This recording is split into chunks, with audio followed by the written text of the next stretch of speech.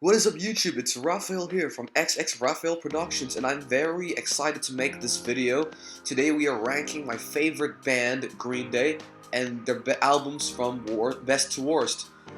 So I know I haven't been on YouTube for a while. I was busy. I was on a break actually. I was in Australia for the week, so I'll also be sure to edit the Australian vlog, which I'm sure I released a trailer of it last time. But let's get started. So today's topic is Green Day, obviously, and let's start with what I feel is their best album. And this is actually quite a weird thing, but for number one, we have two albums tied, and that is both Insomniac and Dookie are both tied for first place. So yeah, the reason why I do put both albums at first place is, in my opinion, I believe that it's Green Day at their peak. There's a hardcore punk rock. Dookie had awesome hits like Welcome to Paradise, When I Come Around, Basket Case. We had also cool other kind of like less popular tracks like Sassafras Roots, Burnout, Chomp.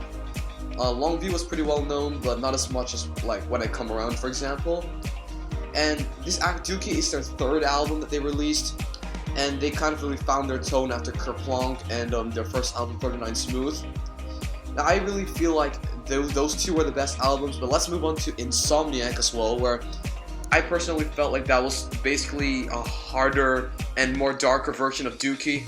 Had really cool tracks like Armatad Shanks, for example, and then the awesome Brain Stew, which, you know, the guitar tone was really heavy, and I haven't really been able to hear that kind of guitar tone in other Green Day albums, so you can really tell if it's an Insomniac song by listening to the guitar tone and the way Billy sings, and also the bass line. Mike Durnt did really good in the bass in Insomniac. I think that's where his skills shine mostly in that album.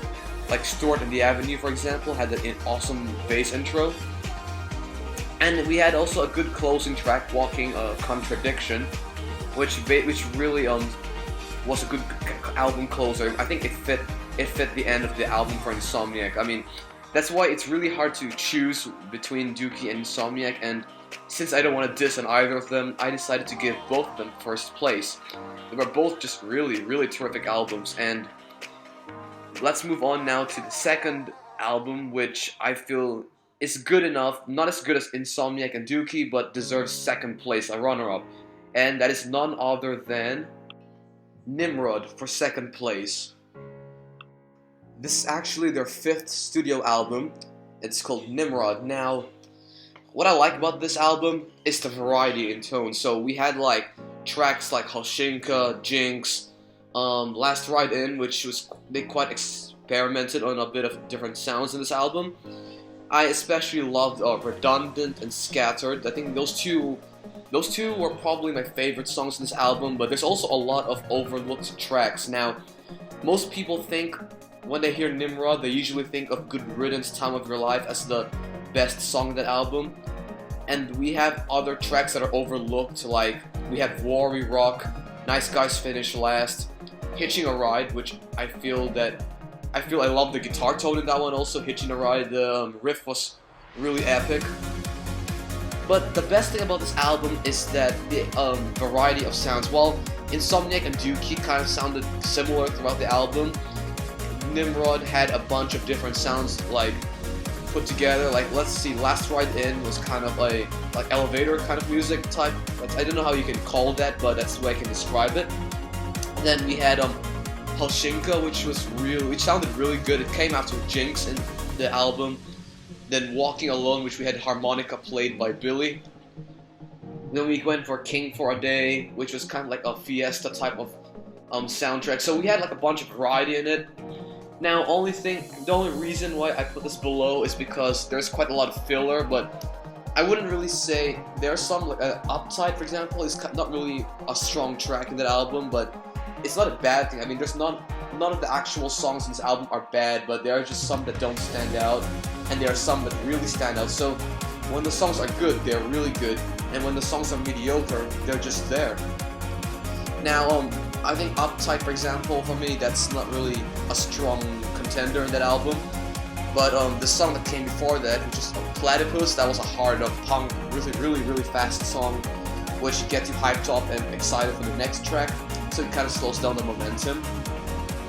And there's another track I feel is overlooked, it's called Prosthetic Head. That's like the album closer for Nimrod. Many people don't really listen to that track, they kind of feel like Good Riddance, Time for Life was the best album closer, but I don't even think that's the best song on the album. I feel that Redundant and Scattered, or even Hitchin' a Ride, are better than Good Riddance, Time of Your Life, but that's the song that most people think of when they hear the Nimrod. Other stuff I'd like to say, okay, since most people probably think of Good Riddance, some other tracks that I feel you should look at are Warrior Rock, Platypus, I already said Hitching a Ride, that's a good one also, Jinx definitely is a good song.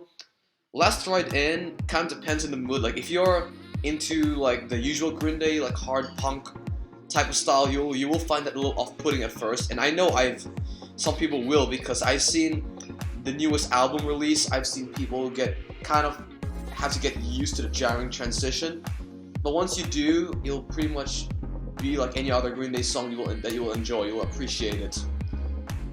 And that's it, so that's why I put Nimrod as second place. It's, again, another good album, not as much as Insomniac or Dookie, but still a great album nonetheless. So, Nimrod for number 2. So, let's go with number 3 now.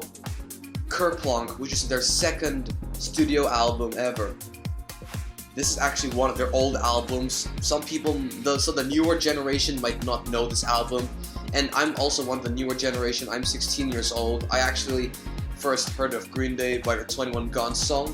So let's start with Kerplunk. I've listened to it many times. It's a good album too. That's why I put it as my third place. I'll be honest with you, okay, so it did take me a bit to get used to Kerplunk, because the guitar tone was really, really different. The quality of the recordings may not be as good as the newer ones, which is kind of why I put Kerplunk as number 3 instead of number 2. But still, we got some great tracks in this album, like Christie Road, 2000 Light Years Away. There's actually a Welcome to Paradise in this album also. They remastered it on Dookie. But I actually kind of think that the original Welcome to Paradise, the one on Kerplunk, actually sounded nicer because it was more raw. I think that's the way I can describe it. Like I know that they were they didn't have as much professional equipment at that time, but still sounded really, really good. I mean, I kind of like stuff that are not too perfect, kind of like you can hear it, like the raw version of it, kind of like a demo, Welcome to Paradise. That's what I get reminded of, because I've seen other Green Day recordings that also are demo and they kind of sound similar. But let's start with the track 2000 Light Years Away, which has a good storyline to it, which Billy wrote for someone. It's a good way to kick off the album. And then we got one for the Razorbacks next, and Welcome to Paradise, which I think the song transitions in this album are one of the best. I mean, we got, like, say in Nimrod, we have Jinx and then Halshinka, right? Transition. But this one kind of flows very well. It's one of the few albums that you can listen to as if they were one big song, basically. Christie Road slows down the momentum of the first 3 songs perfectly. Also, I think actually Christie Road and 80 in this album are my 2 favorites in Kerplunk. Those are the ones that I feel like I listen to the most. It's one of my, I mean, seeing the live performances of their older songs, I haven't actually seen them live in person. I've seen them on YouTube only. But I wish to see them from my favorite band, playing some of their old songs along with their newer ones. It's gonna be a dream come true. Where else to start? So we got the Sweet Children ep though. The actual album ends with Words I Might Have Ate, but there is also 4 extra tracks that you can see. It's My Generation, Best Thing in Town, Sweet Children, and Strangeland. Now, those are the Sweet Children ep and are not actually part of the original album, but I really feel like those 4 are quite bad tracks. I mean, they're badly produced and they're not as catchy, and Best Thing in Town is okay, but the other 3 I couldn't get into, so don't worry, that is not a diss on the album, because the album doesn't actually include those 4 tracks. Those are like a special Sweet Children episodes. So we are only focusing on the actual tracks, starting from 2000 Light Years Away all the way to Words I Might Have Ate. And overall, this album is a hit. I mean, it's more of a hit than a miss. It's a great as I said before, you will have to get used to the very drastic change in tone. Overall, like if you listen to the newer albums which are better produced, you will have to get used to it. But still a really great album. Most older fans will remember this one, but if you're a newer fan, definitely check it out. Check out some of Green Day's older work, so you can compare whether you like the new ones or the old ones. And let's go. Okay, so let's continue with the video. Kerplunk number 3 now. Probably their most popular album, their Grammy-winning award 2004 album, is none other than American Idiot. This is a great return to form after Warning, their 6th album, but unfortunately Warning kind of flopped initially. But that is actually for a different topic, because I myself liked the album Warning. American Idiot came right after it in 2004. But like, there are some really awesome tracks in this album. Let's start with Jesus of Suburbia and Homecoming, which are the 2 longest Green Day songs ever that they made. Homecoming being the longer of the 2, which lasts an astounding 9 minutes and 18 seconds. But this is really when they stepped up their game. We had like awesome experimental tracks as well. There are some songs in this album, like What's Her Name, which is the perfect, in my opinion, the perfect album closer, because it wraps up not only the story, but gives you a very nostalgic and emotional feel as the song progresses. What's Her Name is the perfect album closer in probably all of the Green Day albums. Now, I wouldn't say it's the best song in the album, I just said it's the best album closer. And we had a kick-ass beginning, which the American Idiot song itself is a kick-ass intro. And then we go straight to Jesus of Suburbia, which we are introduced to the main character, Saint Jimmy. Well, Jimmy actually is his name, but he calls himself Saint Jimmy in like some of the songs. Had other really, aside from only the fast punk rock type of style, we have like some more like acoustic styles, like Give Me Novocaine was a great like, you know how we have the momentum is coming up with Saint Jimmy. We had Are We The Waiting, which was a good kind of way to slow down the pace, and Give Me Novocaine again slows down the pace. Then we go straight to She's a Rebel. Again, the transition in this album are great. This one, again, as I said, I think I said this for Nimrod and Kerplunk. The songs transitioning really fit. And Boulevard of Broken Dreams is on which is I think the 4th track in the album, is also a great track. That's actually one of the most popular Green Day songs, which I'm sure most of you have heard of it. Might not know the name of it, but you sure have definitely heard the song before. Wake Me Up When September Ends. Those are some of the classic Green Day songs. We got what else have we got here? We got Boulevard of Broken Dreams, Holiday, Wake Me Up When September Ends, Give Me Novocaine, and American Idiot. Jesus of Suburbia is also quite well known. So those are like the really popular tracks on that album. Some other tracks I'd like to mention that are not appreciated enough are She's a Rebel, Extraordinary Girl, Homecoming as well. I don't really see much people talking about Homecoming. They usually talk about Jesus of Suburbia. But then again, that's it. So that's where I put the Grammy-winning award, American Idiot, about 4th place. Let's come on to the next album, Warning, which is their 6th studio album, which I also said I would talk about in my previous album topic. I'll be honest with you, at first I didn't really listen to this album much, but now that I listen to it more, I feel bad for not listening to it or taking it for granted the first time. This is an album that I feel personally it was overlooked by many fans when they first heard it.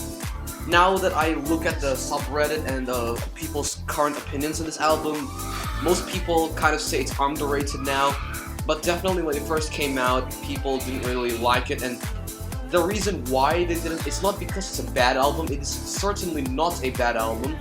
The only reason why they didn't like it was because of how different it was to the previous 5 albums by Green Day. So, compared to the first 5, like 39 Smooth, Kerplunk, Dookie, Insomniac, and even Nimrod, you can see the difference when you listen to Warning's first track and you go through the album. You have more of an acoustic feel to it now, for most of the songs, which I think most people weren't expecting. Like, I mean, when the newest song, Father of All, was released, we had the same reaction. They said it would take a while to get used to, so I feel that Warning was a good album, but was unfortunately released at a bad time, so that didn't lead to it being too successful. Still a great album nonetheless, and I'll give you some of the tracks that I personally like the most. We had the Warning opening song, which is actually like really catchy. I mean, it's definitely a different sound from the other Green Day songs, but again, it's very catchy. Blood, Sex, and Booze, the next song, which came after that opening track. Church on Sunday, Minority, Macy's Day Parade, Misery, Deadbeat Holiday. I mean, those are my Castaway. How could I forget that? Those are like my really favorite songs. I mean, like there are some that don't stand out. Like I don't really like Waiting that much or Hold On. They're not really as good as the rest of the album, but still, when this album shines, it really shines. Now, I suggest really, if you overlook this album the first time, just give it a chance, because I decided to give it a chance, and now I was able to put Warning up this high because it's once you get to appreciate the different sound, you will appreciate the album. So, kind of don't think of it as like they're bad. Don't think of it as a bad album. Just think of it as a kind of an experimental. Like Green Day loves to experiment in different sounds, so whether that be satisfactory or not. But honestly, I think it hit the mark for me, so that's why I put Warning as, I ranked Warning as this number, so 5th place. Definitely check it out. This is the 6th studio album, released in 2000, right before American Idiot was released in 2004. And this initially flopped. I mean, if you have read the subreddit, which is on r/Green Day, you will see people talk about this album and say how underrated it is. Which, I mean, honestly, I do think it is underrated, but like, it's mostly because it was released at the wrong timing. So I think if they released this later on, I think it would be appreciated more. Especially after the Father of All album was released, you can kind of see how Green Day loves to experiment, and you will actually be able to appreciate it much more. So that's it for Warning. That is that's why I put it as 5th place. Let's go next to 21st Century Breakdown. This album was definitely another big hit. Came after American Idiot. Actually, we have also another story to follow. Instead of St. Jimmy as the main character, we have two, which is Christian and Gloria. This is the first album that I actually heard. Now, since I'm a 16-year-old kid, so they really released this album when I was old enough to listen to my favorite songs. Now, my first song was actually in this album, 21 Guns. When I first heard it, I was really hooked. So I kind of have a bias towards this album, in a positive way. This is why I kind of put it higher than Revolution Radio. It also has some filler tracks, like Last of the American Girls. I didn't really like that one too much, but songs like East Jesus Nowhere, the 21st Century Breakdown track itself, See the Light, 21 Guns, American Eulogy, some of my favorite songs from my favorite band. However, this album honestly stretched out far too long. I feel like they could cut down on the filler a bit. But nonetheless, this album was a good, acceptable follow-up to American Idiot. We also had tracks like Know Your Enemy. It's quite repetitive, but still a good song anyway, so I'll add that in my list too. 21st Century Breakdown is also a little underrated by some people. I mean, as I said before, technically my only problems with this album are the fact that it's too long, and there are some filler songs that they could cut down on, but other than that, I feel like Green Day still did a good job with this album. Definitely one of my favorites because, as I said before, it's the first album that I heard from them. 21 Guns is still one of my favorite songs from Green Day. I mean, actually, I love all their older albums more, but 21 Guns is my first because, as I said before, I might have a bias towards that because that was the first song I heard from Green Day was 21 Guns. But then again, this album doesn't get first place, but 21 Guns, the single itself, is my favorite song out of all of Green Day. Not counting counting the older albums too. The albums are better than this album, but the single 21 Guns, though, is an exception, which I love the most. The album's storyline is not as clear, though, as American Idiot, so you might have to like kind of search up in Google or other search engines as to what happened exactly to Gloria or Christian. Whereas American Idiot's story was straightforward. We follow Saint Jimmy throughout the album, and then we have the good album closer. See the Light compared to What's Her Name, the album closer to this is See the Light. It ends on a quite vague note. So then again, when it comes to storytelling in this album, American Idiot is a better album in storytelling. But in terms of music, the actual music, I feel like they are really close. We got some epic songs in this album too, but the reason why I put American Idiot above this album is because I thought that there were too much filler, as I said earlier. It was just too long. So yeah, I found myself skipping through a lot of the songs. But that's it for the 21st Century Breakdown. Earns this rightful place in my list. Let's go straight to Revolution Radio now. So that is it. Revolution Radio, that is how the album cover looks like. So back to the topic about the filler tracks. This album has a kick-ass start to it. Revolution Radio track itself is okay. Ordinary World is kind of like the good riddance of this album. I mean, good riddance, I don't mean that in a bad way. I mean that if you remember Nimrod, as I said, Good Riddance, Time of Your Life was the acoustic track in that album. For this one, I feel like they were trying to replicate that by making Ordinary World as the closer track this time. Now, the actual songs that I like here is Still Breathing, Revolution Radio, Bang Bang, Somewhere Now, and Ordinary World. Those are like my favorite songs in this album. They released this in 2016. It was definitely an improvement over the Trilogy albums, which I did not like at all. I mean, I wouldn't say they're bad albums again, because as I said before, Green Day doesn't have any bad albums. But there are just some that are bland, and then some that really stand out. And that is the same case with Revolution Radio, because there are some songs in here that I found myself skipping. I mean, they're not badly produced songs, but I just couldn't really get into it. That's like my gripe with some of the songs in this album. But the songs that really stand out were Still Breathing. I think that and Ordinary World are my top two in this album, because Still Breathing was probably the best song, well, not the best song of Green Day, but the best song in this album, Revolution Radio, was because it had the perfect combination of kind of pop and also at the same time punk rock. And the chorus was really, like, they did really well in the chorus. They sung it really well. Billy did a great job with his vocals there. It gives you the chills when you first hear it. It kind of appeals to older Green Day fans and at the same time appeals to the newer ones. So that's why I think Still Breathing is probably the best track on this album. Some people will definitely disagree. I've seen people hate on this track for being too different, which honestly I don't think. I mean, I honestly think that it's good for them to experiment, because if they continue doing the same thing over and over again, it will just eventually get tiresome. So kudos to Green Day for trying that. Granted, they may fail sometimes, but they still did a pretty good job with this album. So it's 2016 when they released this album. Definitely check it out if you haven't already, which I'm pretty sure most people checked it out, because Still Breathing was on the top of the charts one time, so they should definitely have heard of that song. But check out some of the songs like Young Blood, Revolution Radio track itself. You can check that out. Check Bang Bang for sure, if you want the kick-ass punk songs. But let's talk about the production as well. Some of the songs are extremely loud. Now that's also one thing I noticed with their newest album, Father of All Day. Well, their newest single, I should say, because the actual album hasn't been released yet.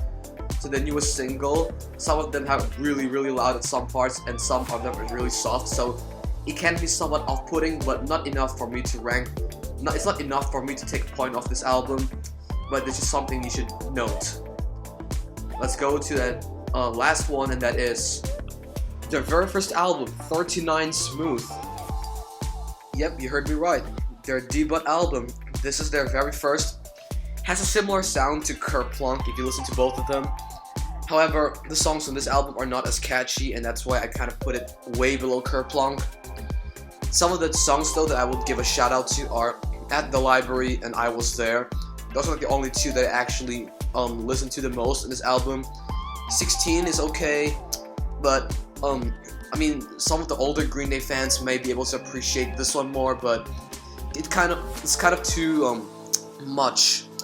They kind of sound too much alike, which is kind of why I put it this low, because I mean, we had Dookie, Insomniac, and even Kerplunk. Some of them, they do have the similar sound, but there's more of a variety unlike this album. Definitely I wanted to say that this is the only album that actually doesn't feature Trey Cool. Like, if I search up the drummer here, so let's search him up. This guy over here, John Kiffmeyer, he was the original drummer before Trey Cool. Trey Cool started drumming around the Kerplunk and is the current drummer up to this day. But this is the only album, the debut album is the only time we actually hear this guy, John Kiffmeyer. Let me click on his name. Oops. He's actually the only one to, he's the only drummer like in the first album until he was replaced later on. You can actually definitely hear the difference in the drumming when you compare the songs from this album, like Play at the Library or Play I Was There, and compare that to the latest one. You can actually kind of hear the difference in the style. But that's their first album. They did pretty good at it. Again, none of the songs of this album are bad, but they don't really stand out. Unlike, you can really see the improvements they made in the later albums. Kerplunk was a massive step up in terms of songwriting quality and the lyrics.